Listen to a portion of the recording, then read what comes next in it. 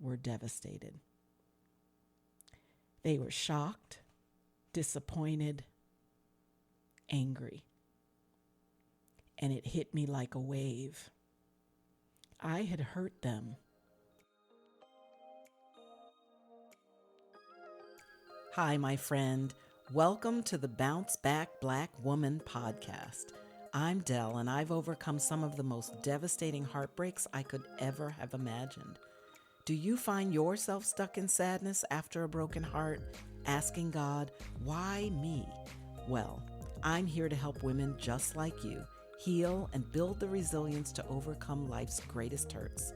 If you long for joy and confidence again, this podcast is for you. So grab your headphones and those heartbreaks. Let's talk. Hey there, my friend, and welcome back to Bounce Back Black Woman.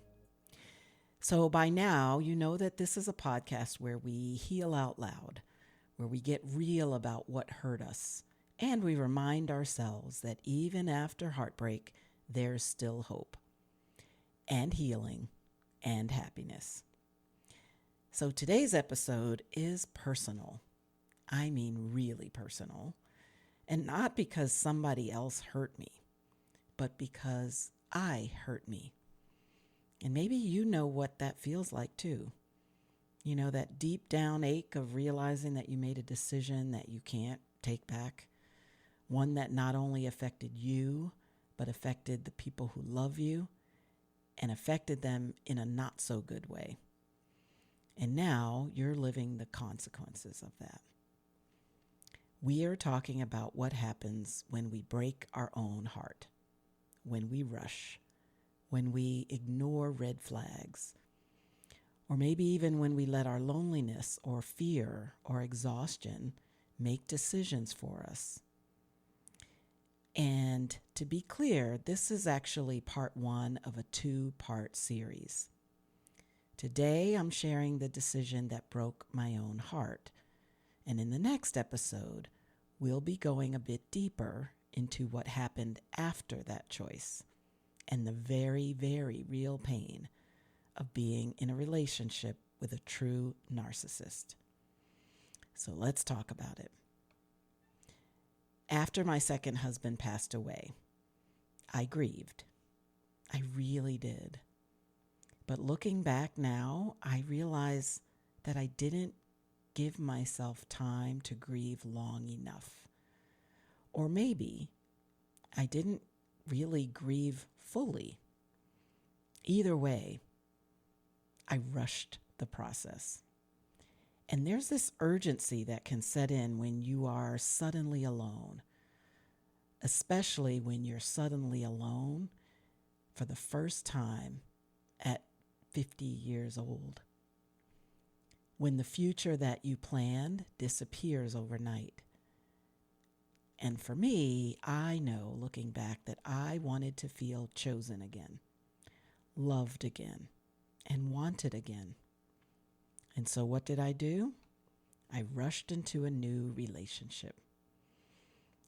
This man was charming, attentive, handsome, and he said all the right things. And I'm not going to lie, after losing someone, that kind of attention feels like a lifeline. But my friend, it wasn't a lifeline. What it was a warning signal that I did not want to see. Now, we'll get further into that part on Friday, but let's just say this for now. Love, or the deep desire to feel love, is blind. And sometimes that means blindness to manipulation, blindness to rational thought, and blindness to wise counsel. Not only did I remarry hastily, but I made it official at the courthouse on a whim. We were there to pick up our license, and suddenly the court clerk looked at us and asked us point blank whether we wanted to just do it today. Deep down in my soul, I knew that that wouldn't be the right answer. But we looked at each other and said, sure, why not? No ceremony, no pastor, no family, no pictures, no planning, just paperwork and a decision that I couldn't easily unmake. And my kids, my babies, who were then adults, were devastated. They were shocked, disappointed, angry. And it hit me like a wave. I had hurt them. Not on purpose, but I had deeply hurt them. In that split-second decision, I lost their trust. And I was supposed to be the role model for them, especially the role model for my girls. And wow, did that ever make me feel guilty. And that guilt of something that I knew better and did anyway, broke my heart. I had spent my whole life protecting them. And with that split-second decision, I didn't just break my own heart, I broke theirs too. So why do we do this? Why do we abandon ourselves? Sometimes it's loneliness. Sometimes it's the pressure to move on. Sometimes it's the pressure to keep up with everyone else. Sometimes it's this lie that we tell ourselves that we should be okay by this point. And sometimes we just don't want to sit in the pain anymore. And so we make a move. Any move. Why? Because pain feels like punishment or permanence. But Proverbs 19:2 reminds us of this. Enthusiasm without knowledge is no good. Haste makes mistakes. And this proverb actually teaches us that when we act on impulse, without taking the time to actually acquire knowledge about situations, we set ourselves up for bad decisions, costly decisions, and yes, even heartbreaking decisions. The point is, my friend, when we act from a place of urgency instead of from a place of healing, we often end up right back in pain. But now that pain is self-inflicted. And that's the heartbreak that no one really talks about. So maybe you rushed. Maybe you ignored red flags. Maybe you broke your own heart trying to fix what felt broken inside of you. But the good news is Isaiah 30:18 reminds us of this. God isn't shaking his head at you. He's waiting for you. With compassion, with healing, with a love that doesn't say, I told you so, but says, I've been right here the whole time. The wait wasn't a punishment. It was an invitation to come back to yourself, to come back to him, not perfectly, but honestly. And the truth is that God can work with that. He doesn't need our perfection. He just needs our honesty. And that's where the healing can begin. Now, why does it hurt so much? Well, it hurts because it was my choice. It hurts because I can't ever undo it. It hurts because I disappointed people that I love. And it hurts because deep down, I knew better, but I didn't choose better. And that, my friend, is a special kind of ache. It's one that mixes guilt with grief and regret all together in a big stock pot and just stirs them up. But the good news is that's not where the story ends. So make sure that you follow the show so that you don't miss part 2 of this story on Friday. Now, you are allowed to grieve the version of you who made that bad decision. You're allowed to feel the sting of it.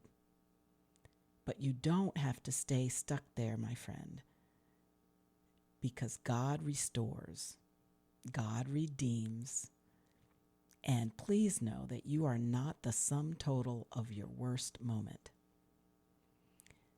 So here's a journal prompt for you.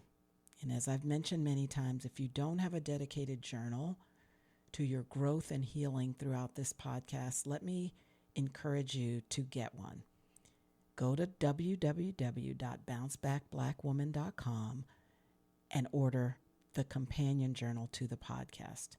You won't regret it, but it will help you order your thoughts as they relate to these scriptures, these teachings, and these episodes. So here's this week's journal prompt. What is one decision that I made that broke my own heart? And part 2, what do I need to forgive myself for?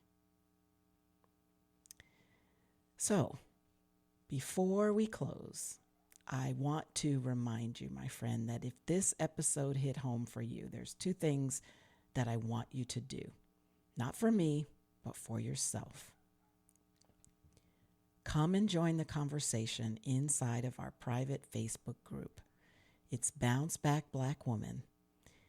And it takes just a moment to join, but that is where we will be talking about this exact episode and owning our own bad choices. And it's also where you'll know that you don't have to process this alone with just you and your journal. Secondly, I want you to subscribe to my weekly newsletter. I go into a little bit more detail on the episodes in that newsletter, and I also give you a glimpse into my life behind the microphone today in all of its raw, real, sometimes hilarious glory. So, join the Facebook group, subscribe to the newsletter. And until next time, remember that it's not just you, it's not just me, it is us together, my friend. And we are bouncing back. Well, that's it for today, my friend. I really hope this episode inspired, encouraged, or just plain comforted you. If so, please share it with a friend who might be struggling in her own healing journey. And if you take a moment to leave a quick review on Apple Podcasts, you'll help other women find encouragement through their heartbreak. Remember that God is holding your hand along this journey. And guess what? I'm holding the other. Life is short, so bounce back, Black woman.